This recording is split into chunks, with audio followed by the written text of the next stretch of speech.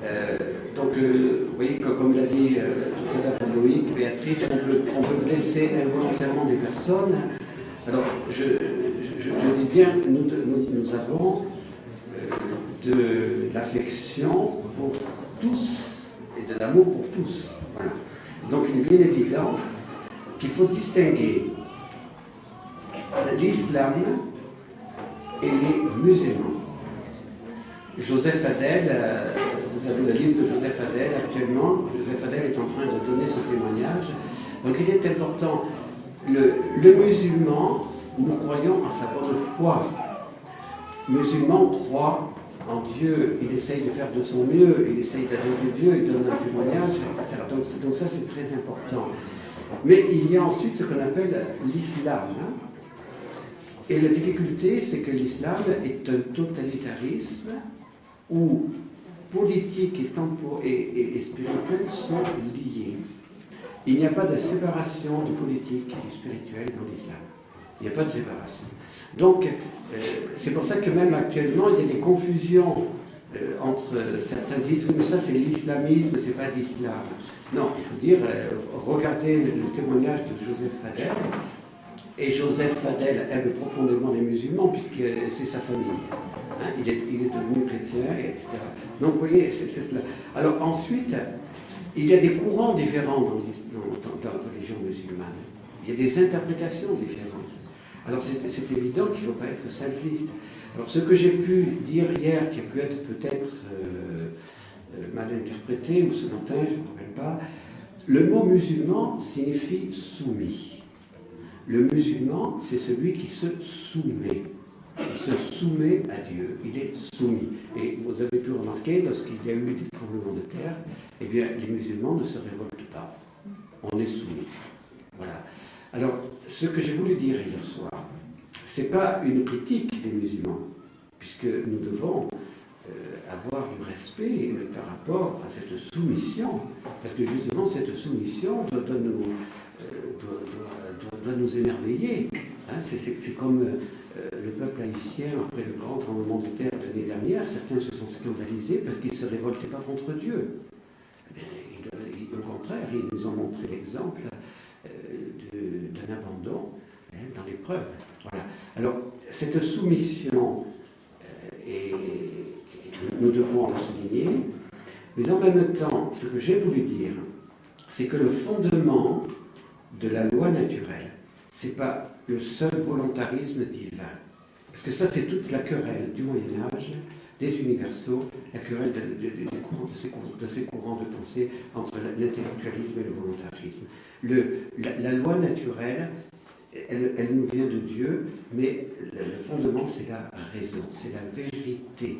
Cette loi naturelle, elle a une cohérence interne, elle vient de Dieu qui est être, amour, vérité, et donc c'est important de le comprendre. Ce n'est pas une loi qui est imposée par un arbitraire divin.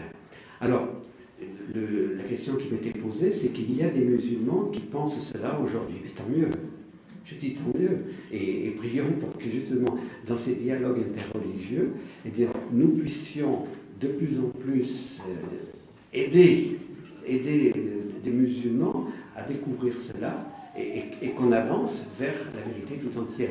C'est ce qui fonde actuellement, d'ailleurs, le dialogue interreligieux, et c'est ce qui fonde le rassemblement d'Assises que Benoît XVI a décidé pour le mois d'octobre. Donc Benoît XVI a décidé ce rassemblement d'Assises pour dire, nous croyons que quelqu'un qui prie Dieu pour la paix obtient des grâces pour le monde entier, qu'il soit musulman, qu'il soit bouddhiste, qu'il soit juif, qu'il soit chrétien. Vous comprenez? Donc, voilà, je voudrais qu'il n'y ait pas de mauvaise interprétation. Une autre question qui m'a été posée, à juste titre, c'est une question concernant la guerre. Donc on a plusieurs militaires parmi vous. Alors c'est vrai que j'ai dit, le commandement « tu ne tueras pas », je vais transmettre ce que Jean-Paul a dit, ne souffre aucune exception. Donc le problème de la guerre juste. Y a-t-il une guerre juste? Bon, je ne vais pas rentrer dans les... bon, il y a des militaires qui sont plus compétents que moi ici pour répondre.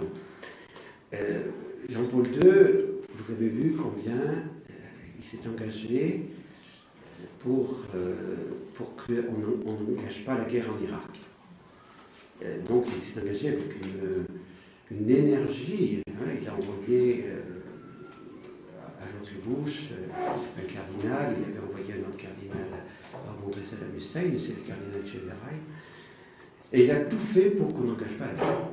Voilà. Alors, il est évident que la peine de mort et la guerre juste ne sont pas contre la loi naturelle. Voilà, puisque cela fait partie de la loi naturelle. Donc la peine de mort est dans l'Ancien Testament. La peine de mort a été acceptée jusqu'à la première mouture du catéchisme de l'Église catholique, puisque dans la première mouture du catéchisme de l'Église catholique, la peine de mort était justifiée comme protection des innocents et comme, on peut dire, même possibilité pour un criminel de pouvoir se convertir. Hein, c'était tout comme ça jusqu'à la première édition du catéchisme de l'Église catholique. Jean-Paul II a fait changer cela pour dire les circonstances font qu'aujourd'hui on a d'autres moyens que la peine de mort pour empêcher les coupables d'agir. Avec les meurtres qu'il y a eu au niveau du multirécidiviste, eh bien, certains se disent, est-ce que véritablement on est arrivé dans cette société où on a ces moyens? Les États-Unis pensent que, pour le moment, on garde la peine de mort. Donc, la peine de mort n'est pas contre la loi naturelle. Hein. Je le dis, la peine de mort n'est pas contre la loi naturelle. Mais l'Église aujourd'hui, dans ce domaine, a développé sa pensée pour dire que on doit, à présent, dans le développement de l'humanité, trouver d'autres moyens que la peine de mort. Bon, alors, c'est pas je dis la pensée de l'Église. Hein. Voilà. Bon, maintenant, la question des militaires. Je pense que peut-être que les militaires eux-mêmes peuvent répondre. Le militaire ne s'est pas fait militaire pour tuer. Ou alors c'est qu'il y a une déviation de l'esprit de la chevalerie et de l'esprit militaire, qu'actuellement d'ailleurs on arrive à un tel professionnalisme qu'ensuite on oublie tout cela. Donc le militaire s'est engagé, non pas dans un métier mais dans une mission, et il s'est engagé pour faire régner la justice. Il s'est engagé pour protéger les innocents. Il s'est engagé, voilà. Alors la guerre juste était toujours considérée comme la protection des innocents. Alors là aussi, moi je pose la question militaire. Si le militaire veut répondre, je préfère laisser la question de répondre pour dire, voilà, comment vous, en tant que militaire, eh bien, vous voyez la question, hein, parce que c'est vrai que, bon, je prends un exemple, on prend une prise d'otage, hein, quelqu'un nous prendrait un otage ici, laisser le preneur d'otage nous tuer, c'est injuste, c'est contre la béatitude qui demande bienheureux les pacifiques, hein, c'est-à-dire mettre la paix là où elle n'existe pas. Donc celui qui est militaire, celui qui a la charge de la sécurité dans notre territoire doit agir pour empêcher ce preneur d'otage de nous tuer. Voilà. Alors comment faire et comment arrivez-vous, vous, militaires, à mettre je dirais en concordance ce « tu ne tueras pas et tu défendras l'innocent ». Alors est-ce que le militaire veut répondre? Parce que c'est plus ma compétence là. Hein. Je crois qu'il faut avoir l'humilité de dire les personnes qui ont le devoir d'État peuvent répondre.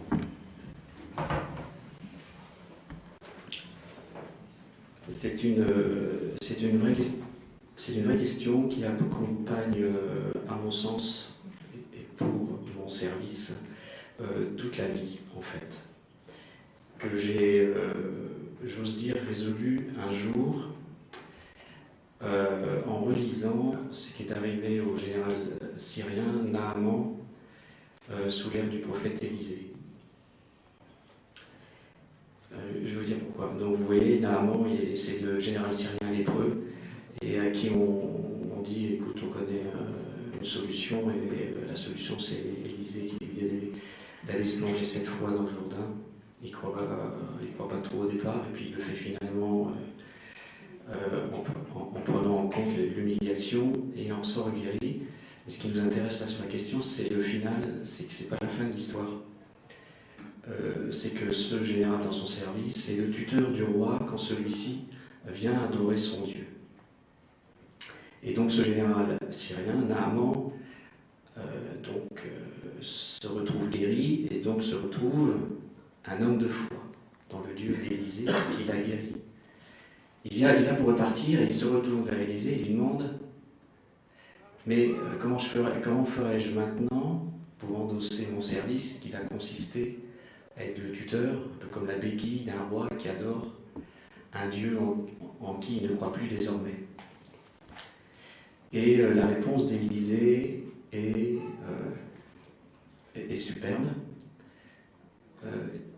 Il lui dit, en quelque sorte, conscient de la foi du général, qu'il était là encore en deçà d'une ligne rouge et qu'il n'y avait pas de problème.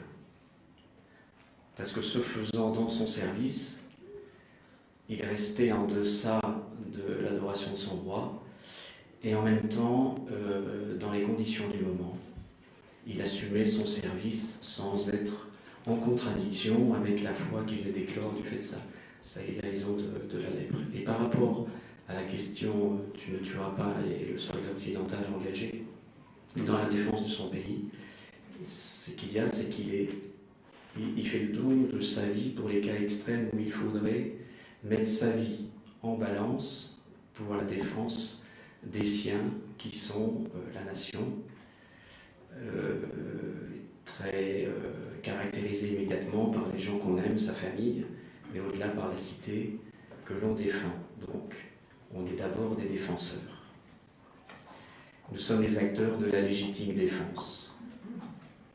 Il n'existe pas la légitime attaque, et on sait, et pour se faire au mieux, eh bien, on s'entraîne et on sert pour être sûr que l'emploi de la force se ferait à bon escient et pour défendre la vie des siens, la vie de la cité. Et en cela, on est dans un agir, moi je suis allé très loin dans la réflexion, dans un agir jusqu'au moment où Saint-Martin, devant le front des troupes des légions, considère qu'il y a une strate supplémentaire dans la façon de servir, et qui dit je m'engage non pas par les armes, mais à servir pour la légitime défense des âmes.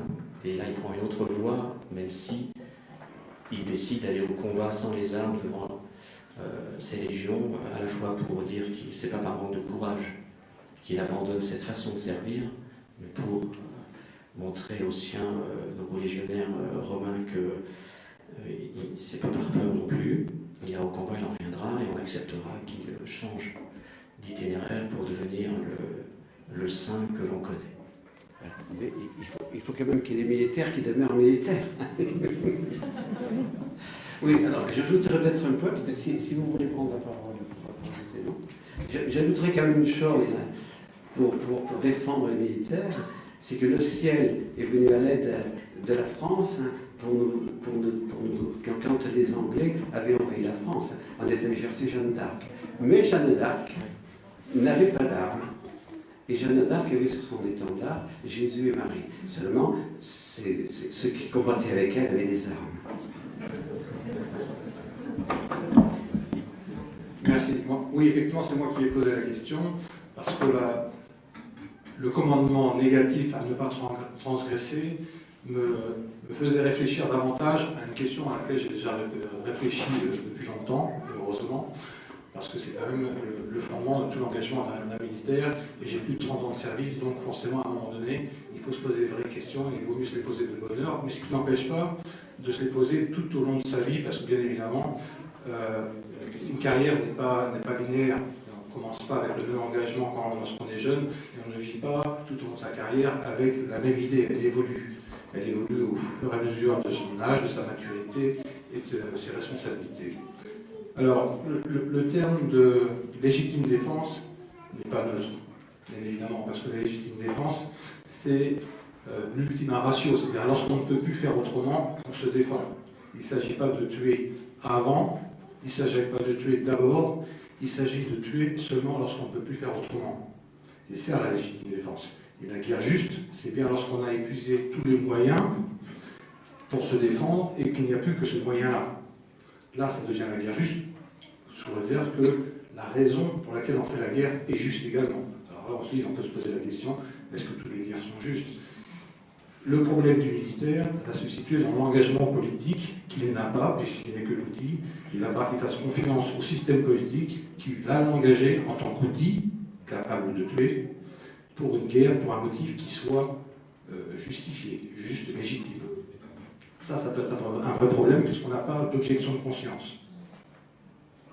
Mais dans l'acte lui-même, pour reprendre d'autres exemples, Jésus lui-même n'a pas renvoyé le légionnaire en lui disant « suis-moi ou quitte ton état de militaire ». Il l'a renvoyé, mais pour faire le bien tout en restant militaire. Donc on peut être militaire tout en étant chrétien et tout en essayant de respecter la loi naturelle. Merci beaucoup parce qu'en même temps, vous voyez, ça permet de préciser les pensées, ça permet de voir que nous sommes dans des situations difficiles et que justement, comme on l'a vu depuis hier soir, la conscience morale ne nous trace pas directement pour chaque cas. Il y a la syndérèse, il y a la déduction des principes, et puis après, il y a l'application au cas concret. Et là, bien, chacun est devant sa conscience, et cette conscience doit être éclairée par l'Évangile, par la doctrine sociale de l'Église, par les principes de morale, et par la prière. Voilà. Mais je comprends qu'on se trouve devant des cas de conscience, de même que le chirurgien se trouve devant des cas de conscience. Alors, par rapport à la vie d'Elisabetta Cameri, ne pas faire de reproches à son mari est-il le meilleur moyen de construire son couple? Est-ce une voie de sanctification ou une sorte de paresse? Bon, alors on pourrait dire aussi que le mari peut faire des reproches à son épouse. Il peut y avoir une... voilà, c'est... Alors, je pense que le foyer ami pourrait répondre, Loïc pourrait répondre peut-être.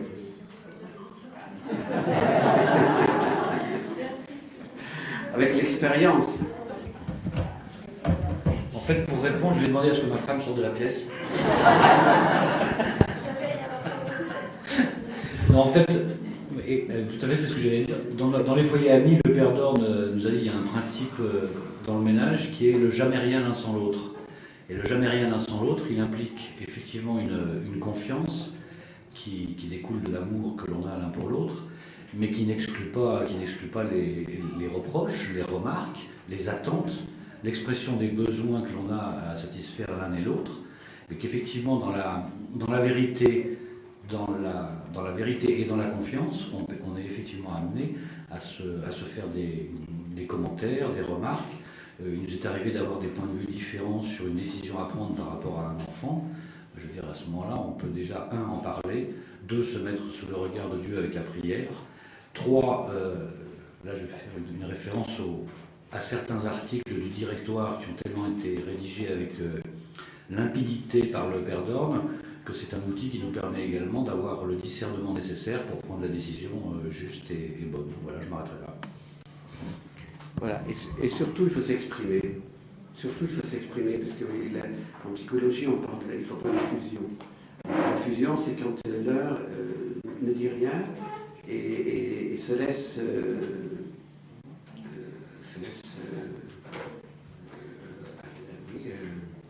prendre dans sa personnalité, non plus de personnalité. Non, il faut qu'on dise les choses. Il faut qu'on s'exprime. Et le père disait souvent, la plupart du temps, vous n'êtes pas d'accord au début. La plupart du temps, vous n'êtes pas d'accord. L'un a une idée, l'autre a l'autre idée. Et bien, il faut arriver au nous. Il faut rappeler aussi quand même que... Ah, vous voyez,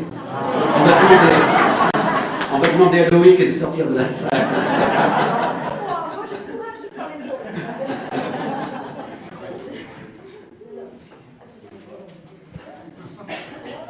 Non, il faut simplement pour dire que dans les Dans les cordées, alors c'est les foyers amis, mais aussi dans les cordées, on a le petit livre, un petit carnet qu'on tient, etc.